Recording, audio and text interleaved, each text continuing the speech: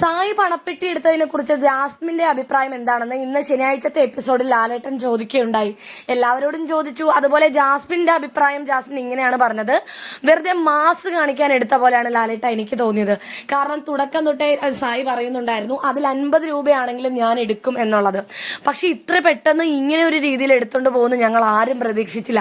എടുക്കുമെന്ന് പറയുകയാണെങ്കിലും കഴിഞ്ഞ വർഷമൊക്കെ 7 ലക്ഷത്തിന് മേലെ വന്നപ്പോഴാണല്ലോ പണപ്പെട്ടി ഓരോരുത്തരൊക്കെ കൊണ്ടുപോയത്. അപ്പൊ ഈ വർഷം എന്താണെങ്കിലും 5 ലക്ഷം രൂപയ്ക്കൊന്നും ഒരിക്കലും എടുക്കില്ലെന്ന് തന്നെയാണ് വിചാരിച്ചിരുന്നത്. ഇത് കഴിഞ്ഞപ്പോ അർജുനൊക്കെ പറയുന്നത് എന്റെ മനസ്സിലുണ്ട് ലാലേട്ടാ, എന്റെ ലോണൊക്കെ എന്റെ മുന്നിൽ കൂടി ഓടിപ്പോവുകയാണ്, അതൊക്കെ എന്റെ ചിന്തയിൽ ഇങ്ങനെ വന്നു എന്ന് അർജുൻ വരെ പറഞ്ഞു. അപ്പോ പൈസയ്ക്ക് അത്രയധികം അത്യാവശ്യമുള്ള പലരും ഇവിടെ ഉണ്ടായിരുന്നു.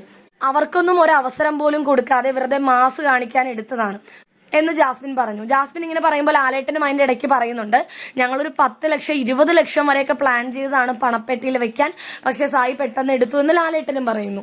അപ്പൊ ജാസ്മിൻ പറയുന്നുണ്ട്, ശരിയാണ് ലാലേട്ട, ഇത് എത്ര ലെവൽ വരെ പോകും, എത്ര രൂപ വരെ വെക്കും എന്നൊക്കെ ഒന്ന് കാണാൻ നല്ല ക്യൂരിയോസിറ്റി ഉണ്ടായിരുന്നു.